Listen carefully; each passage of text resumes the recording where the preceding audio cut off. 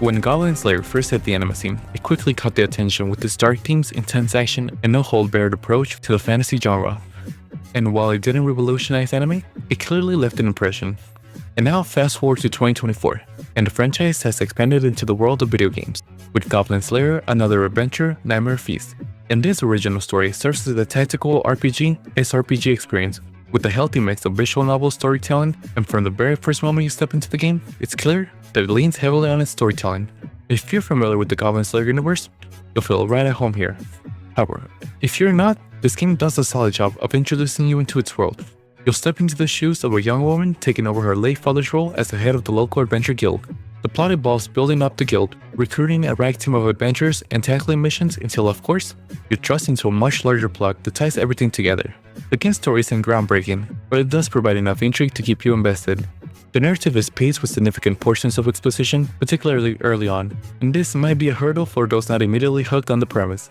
But for fans of the anime and the light novel, there's a fair amount of lore and world building that should hit the right notes.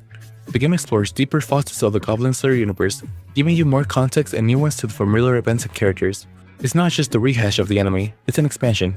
And the cast is filled with both new and returning faces.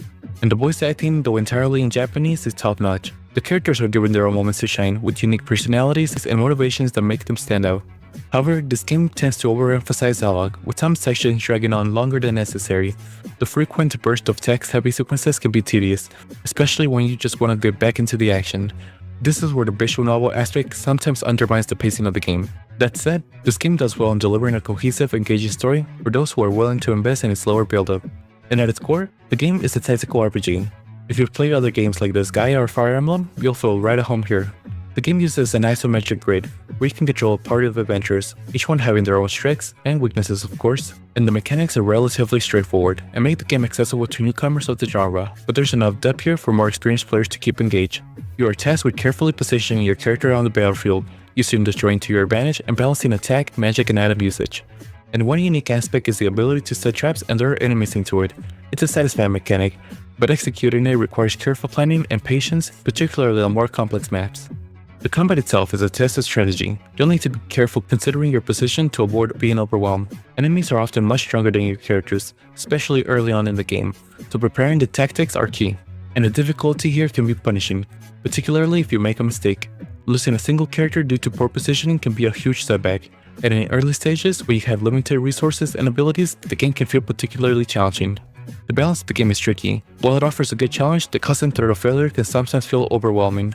And visually, this game shines in certain areas, particularly its character design. Its detailed character art and animations are a highlight, and make each character feel distinct.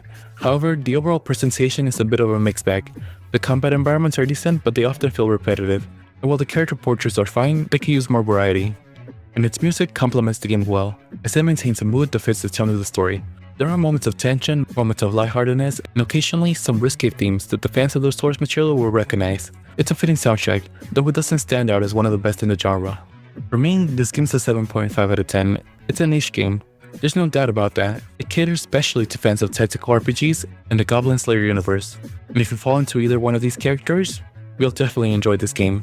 If you've bought the game and played it, did you like it? Would you recommend it? Let us know in the comments. Thank you for watching till the end. Don't forget to like, comment, share, and subscribe, and have a great day.